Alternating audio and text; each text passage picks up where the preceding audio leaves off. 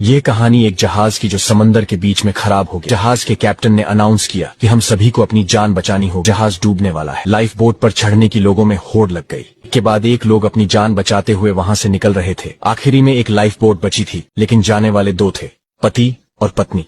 पति ने अपनी पत्नी को वहीं जहाज पर धक्का दिया और कूद गया। जहाज डूब गया और डूबते हुए जब वह महिला डूब रही थी समंदर में तो चिल्लाई, अपने पति से कुछ कहने लगी। सोचिए उसने क्या कहा होगा। उसने कहा था, हमारी संतान का ख्याल रखना। पति किनारे पर आया और उनके घर में छोटी बच्ची थी, उसका पालन पोषण किया। बच्ची बड़ी हुई, उसका विवाह करवा दिया। पति की भी समय के चक्र में मौत हो गई। बेटी को जीवन भर लगता रहा कि पापा ने मम्मी को क्यों नहीं बचाया। एक दिन वह घर की साफ सफाई कर रही थी तो उसे अलमारी में पिताजी की डायरी मिली, जिसके आखिरी पेज पर लिखा था कि मैं तुम्हारे साथ समंदर में समा जाना चाहता था, लेकिन मुझे अपनी संतान का ख्याल आया और मुझे ख्याल आया कि तुम गंभीर बीमारी से ग्रस्त हो, तुम्हारी जान कुछ दिनों में चली जाएगी। बच्ची को कौन संभालेगा, इसलिए मैं इतना कठोर निर्णय लेकर के जान बचाकर वहां से निकल लिया। लेकिन यकीन मानो, मेरे लिए तुम्हारे बिना इस जीवन का अर्थ नहीं है। बच्ची की आंखों में आंसू थे कि वह जीवन भर अपने पिता को जज करती रह गई। इस लाइफ में कई सारी चीजें सही गलत से ऊपर होती हैं, बहुत जटिल होती हैं। लोगों की बातों को जाने बिना रिएक्ट करना बंद कीजिए।